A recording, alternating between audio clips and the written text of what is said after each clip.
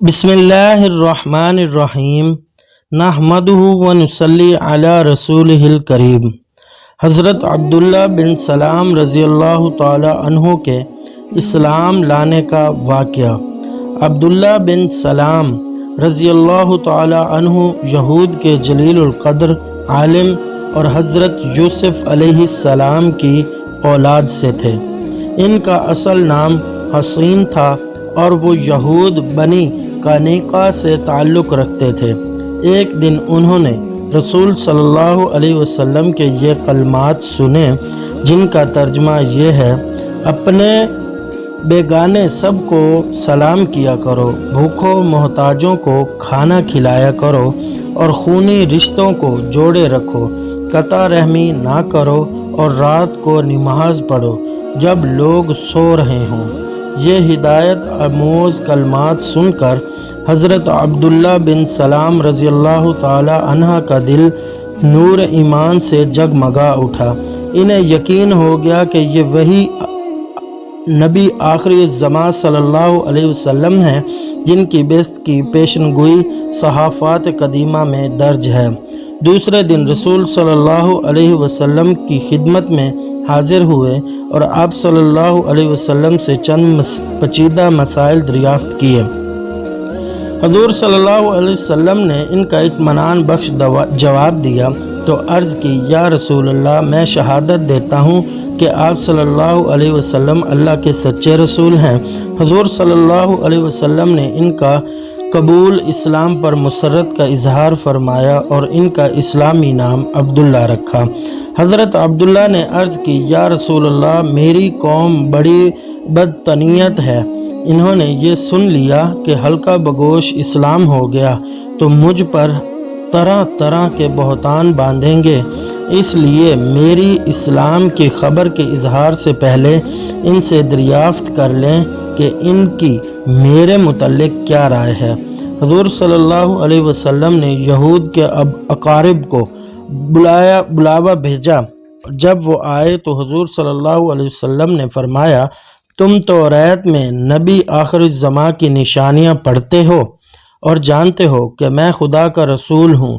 میں تمہارے سامنے دین حق پیش کرتا ہوں، اسے قبول کر کے فلاں دیندار حاصل کرو، فلاں درین حاصل کرو۔ یہودیوں نے جواب دیا: ہم نہیں جانتے کہ آپ اللہ کے رسول ہیں۔ سرور عالم نے فرمایا: حسین بن سلام تمہاری قوم میں کیسے ہیں؟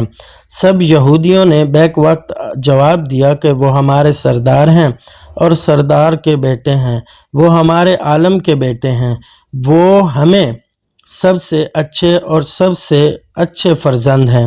حضور صلی اللہ علیہ وسلم نے فرمایا: اگر وہ اسلام قبول کر لیں تو کیا تم بھی مسلمان ہو جاؤ گے؟ یہودی ناک منہ چڑھا کر بولے: انہیں آپ کی حلقہ بگوشی سے محفوظ رکھے اور ایسا نہ ہو ممکن۔ آپ صلی اللہ علیہ وسلم نے حضرت عبداللہ بن سلام کو سامنے آنے کا حکم دیا۔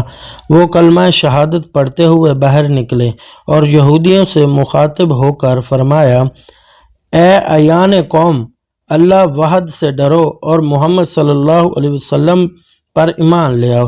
بلا شبہ وہ اللہ کے سچے رسول ہیں۔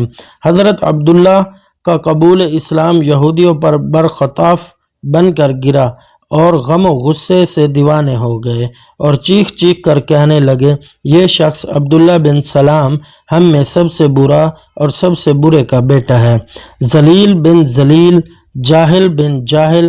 حضرت عبداللہ نے رسول صلی اللہ علیہ وسلم کی خدمت میں عرض کی: یا رسول اللہ صلی اللہ علیہ وسلم، آپ نے یہود کی اخلاقی پستی دیکھ لی، مجھے ان سے اسی افطرا پردازی کا اندیشہ تھا۔ غزویات بدر اور احد کے شرکت کے متعلق اختلاف ہے۔ صاحب طبقات کے نزدیک خندق میں وہ شریک تھے، اس لیے انہوں نے صحابہ کے تیسرے طبقہ یعنی اصحاب خندق میں ان کا تذکرہ لکھا ہے۔ خندق کے بعد جو معرکے پیش آئے ان میں بھی شامل ہوئے۔ عمر فاروق کے سفیر بیت المقدس میں عبداللہ ان کے ہمراہ تھے۔ حضرت عبداللہ بن سلام کی وفات آپ کی وفات امیر معاویہ کے زمانہ خلافت میں 43 ہجری میں مدینہ میں ہوئی۔ فضائل: تورات، انجیل، قرآن مجید اور احادیث نبوی سے ان کا سینہ بقا نور بنا ہوا تھا۔ تورات پر عبور تھا۔ اس کے متعلق علامہ ذہنی تذکرہ الحافظ میں لکھتے ہیں، کان عبداللہ بن سلام عالم اہل الکتاب وفاق فی زمانہ بالمدینہ۔ عبداللہ بن سلام مدینہ میں اہل کتاب کے سب سے بڑے عالم تھے۔ قرآن مجید میں جہاں اہل کتاب کی تعریف آتی ہے وہاں اکثر آپ ہی مراد ہوتے ہیں۔ بڑے فضائل و خوبیوں کے مالک ہیں۔